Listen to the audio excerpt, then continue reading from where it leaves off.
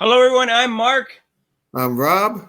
And welcome to Mark and Rob's Sports Showdown.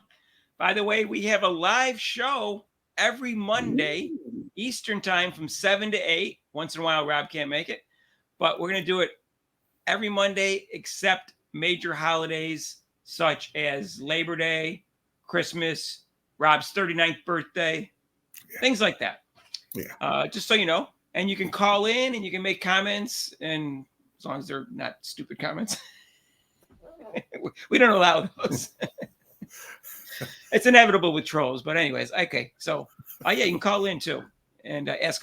We can talk about whatever you want. It's probably this Monday. It's probably going to be the NBA Finals, obviously, and Caitlin Clark's summary of her first 11 games. Okay.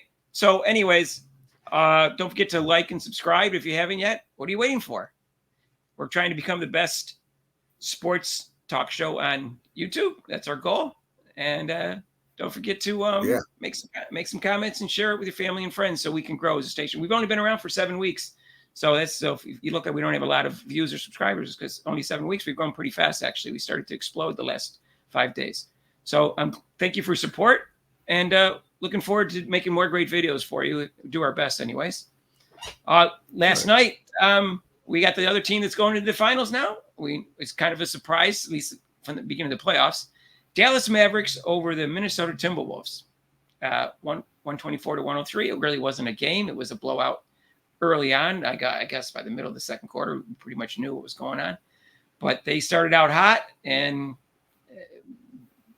they punched him in the face, and they didn't respond. Minnesota didn't respond. You know what, Rob? This is what I'm saying. Minnesota's defense is what let them down last night more than anything. I mean, they didn't get a lot of offensive help for Karl-Anthony Towns and Anthony Edwards played well offensively. The other players were so-so. They didn't really get a lot of help offensively. But it's really their defense. If they played defense like Game 2 against Denver, they would be in this series. But they didn't. I don't know what happened to the intensity on the defense. I realized, like I said before, they can't trap Doncic because he's taller and he's harder to trap. They just throw over you. But still, they could play better defense and do something. Not even that. It's like even the coach was. Gobert is the defensive player of the year. He's just like standing. The guy drives in, or they're doing those lob passes. He's just standing there watching. Or when he's out there on the pick and roll, you're supposed to step out and then switch back, but he'll step out very slowly. His reaction has been very, very, slow, and he can't. And then if he switches, it puts him on the guard, which is not very smart because he can't guard a guard. So sometimes wonder if rim protectors get too many votes for Defensive Player of the Year. That's just an observation as opposed to people who play out on the perimeter or stuff like that. But so I don't know I don't know why they weren't motivated last night, but that surprised me. They're at home. I don't know why they didn't respond, because if they won that game last night, it would have been 3-2 and it would have made it a series. Then they go back over to Dallas, and now there's pressure on Dallas to win Game 6, because now Dallas knows that if they lose Game 6, it's Game 7 in Minnesota. So Game 6 is going to feel pressure. They're going to feel pressure, and I think that gives, it would give Minnesota an advantage. But they didn't respond. Minnesota has not played well in the playoffs at home. I mean, I think they haven't won. They've lost like four or five home games. So that was a surprising stat that I heard. I'm like, wow, okay. Yeah, I don't know what happened, but they couldn't. Well, first of all, I mean, Doncic is just a great player. Let's just get that out of the way. And this must really piss Kendrick Perkins off, and he's making Kendrick look pretty dumb, because in the beginning of the year, Perkins, who seems to have this thing against white players, especially European white players, he underrates them. He said, this is offensively, and we know he doesn't play great defense consistently, but he said offensively, he's not in my top 5. Now this year he led the league in scoring and had like 10 assists, right? But that's such a silly comment. And obviously he's one of the top 5 offensive players in the league. And he's not only that, he's one of the top 5 players in the league. Right. That's with mediocre defense at best. Right. So it's just so silly. Perkins is just annoying to me. And he's always taking Jokic down just because he's not a big time scorer. Like, he doesn't have any other parts to his game. stuff like that. Well, one of those ESPN bobbleheads, yes, Perkins is one of those bobbleheads. He's one of the bobbleheads. So anyway, but he was amazing in the first quarter. Oh. And just amazing. And you watch him, and he's a great scorer, but he's such a smart player and a great passer. There's really very little he can't do offensively. He's got such a variety to his offensive repertoire. Go ahead. Yeah, I mean, he's got a quick shot. I mean, he'll come down and he'll analyze. Okay, if this guy's playing off me, I can come down and I can actually shoot that three. Or if the guy's playing up on him tight, I can pass the ball and the guy's going to be open.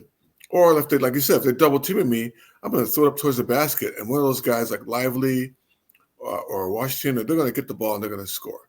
So that's what a great mindset he has on offense. Right. And I don't have a problem with the MVP voting with Jokic first and SGA second. I think SGA's played well in the playoffs. His team just didn't advance. And he's a great player. But I don't know, Doncic looked as good as anyone in the league. That's just all I can say. And he's the key to the team. And you know what? For the first time, Doncic and Irving are playing real defense on a consistent basis. And that shows the maturity of Irving. And I don't like Irving as a person. I don't think he's very bright either. And he's immature. At least he was until this playoff series. He actually matured as a person. Yeah. Before you were like my friend keeps saying, something's going to happen. It's going to explode. Something's going to explode. It hasn't exploded yet. Mm-hmm. So I mean, he's one of the best finishers I've ever seen at the basket. He can do either right or left hand. Some of those shots when he drives in, you're thinking, oh, he's going to get a shot block, and he just kind of does a little pump fake or switches hands. And he goes up and it goes in. I'm just amazed. I'm going, why isn't this guy always being like a top 10, guard? He should be. When he top 10 player. He should be a top 10 player. Yeah, exactly. When he wants to play defense, he can play really well defense. He turned into a great passer. He could have been a great passer 10 years ago if he had just made more effort towards it. Mm-hmm. You know what I mean? He could have been just a great all-around player. He could have been an all-time great, and he's not going to be an all-time great because he doesn't have the hardware in terms of not just number of titles, because he might get a title this year, but in terms of enough all-pros and MVP consideration and stuff like that. He could have been. He had the talent. Right. He's just too mature. And, head case. It's the best way to do that. You got that right.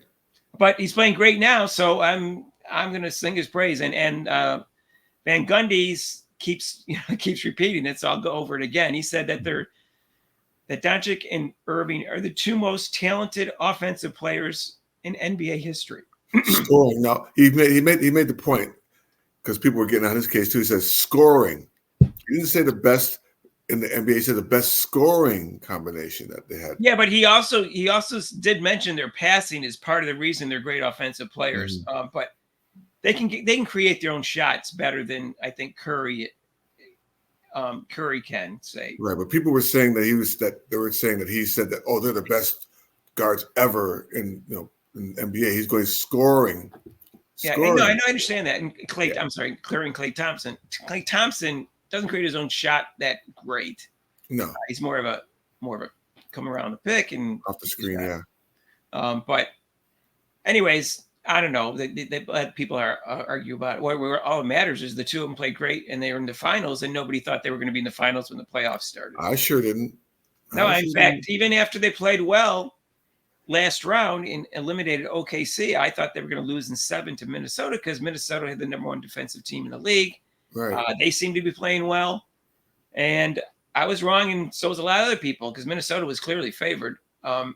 So we'll see now. Now, here's the question.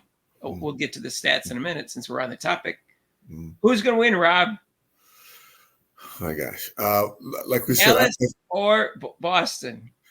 If Boston does not have Porzingis, at least maybe that he has to play. If he's not playing. All right, I'll give you 2 scenarios. He's healthy and he plays. The other one is he doesn't play, or he just comes out and he's not healthy at all, and he's kind of useless. No. The first scenario, if he's playing and he's healthy, I give it to Boston. I give Boston in 6. Okay. I give Boston in 7, even if he's healthy. And if he's not healthy, I think Dallas is going to win. Right. They're playing great. So it wouldn't surprise me if they won, even if he's healthy. How can you discount them as being able to win when they're so hot? You know, Right. They're playing so well. Well, they got the confidence going, and Jason Kidd's pushing all the right buttons, and Lively came back, like we said, and he's really a key factor for them coming off the bench. He gives them all that energy and gets them going on defense and offense. And I don't want to make this sound like this is my observation, because Van Gundy said it twice, how smart he is with the ball. After like Doncic gets trapped, he throws it over the top to Lively. Lively makes the right pass every time. Right. And that's what he's mean by smart. He makes the right decisions. Right. He's a good passer, but I can't believe he lasted to number 12, because a lot of people made a mistake, I think, because he looks like he's going to be a great player. I mean, it helps that he only has to play half the game with Gafford, so he has more energy, but still. They said he hadn't missed a shot in the whole series, and he hadn't even missed a free throw until last night. Let me just see. He ended up not missing a shot. Let me just make sure about that. Gafford? No. Lively had not. No, Lively has not missed a field goal. Lively had not missed a field goal shot, and he didn't miss any free throws till last night. Last night he missed three free throws. So I didn't know if in the end of the game he missed a shot or not, because I knew he hadn't missed a shot yet, because they talked about that. That's amazing. Right. In whole 5 games, he hadn't missed it. Well, we only played 4 games, obviously. He got injured. But they have a great 1-2 combination with Lively and Gafford, and they both can put a lot of energy on defense, because they play. I mean, I guess Gafford played only 20 minutes, and Lively played 25. I don't know what happened to the other 3 minutes, because I thought they just kind of switched back and forth, but they must have had the end of the game. Oh, at the end of the game, because at the end of the game, they threw in the towel with 3 minutes left.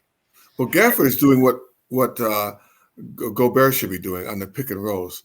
He actually comes out and he forces them to, when they pick for Edwards, he was coming out and helping out, hedging out, but then he's moving his feet also, and then even underneath, he's not just standing there watching the ball like Gobert has been.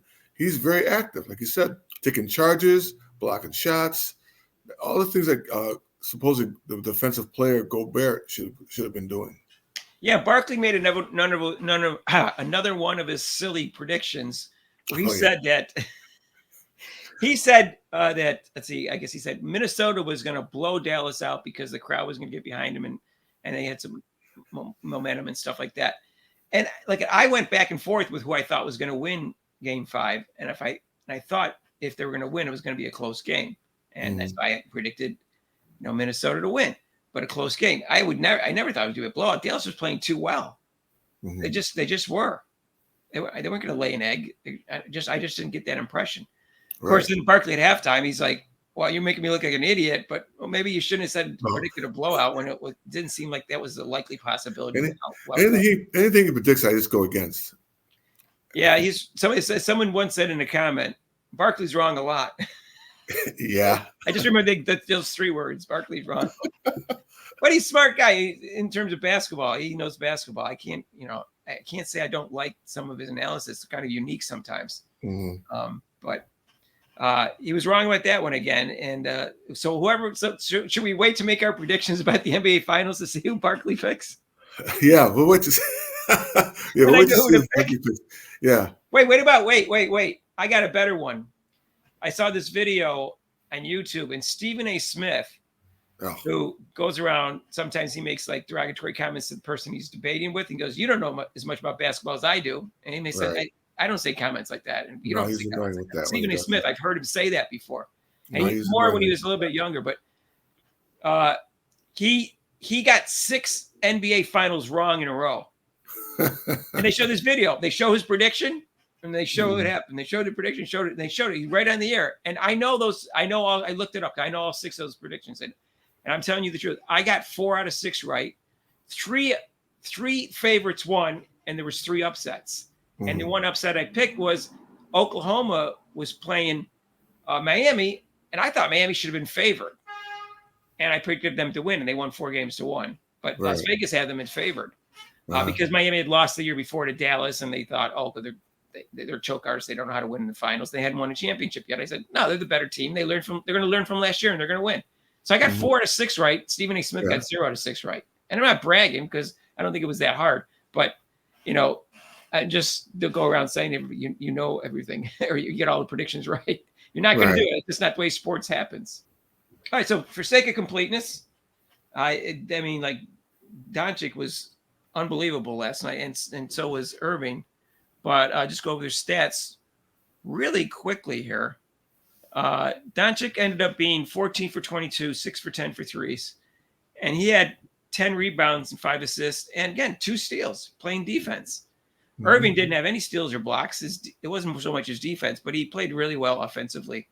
He was 14 for 27, 4 for 10, and 4 for 4 at the line. And he also had 4 rebounds and 5 assists. They both scored exactly 36 points, 72 out of their 124 points. And again, Gafford played well and Lively played well. They always seem to play well, those two. And PJ Washington. PJ Washington is shots. also key. Yeah, PJ Washington is actually a key also for. He is. Whenever he plays well, they seem to win. And he got 12 points. He was 2 for 5 at 3, 4 for 9. Mm-hmm. But anyways, their team played well, and they played better defense than Minnesota, and I think that's why they won. Anthony Edwards had a good game, and he was in the third quarter. He just dropped some bomb threes in there. He was 10 for 18, 4 for 6 at threes, and he had 9 rebounds and 6 assists, stealing a block. He had a great game, and only 1 turnover. And Karl Anthony Towns played well for the second game in a row. He got 28 points, not from threes, but he was 9 for 20 from the line. He had 12 rebounds.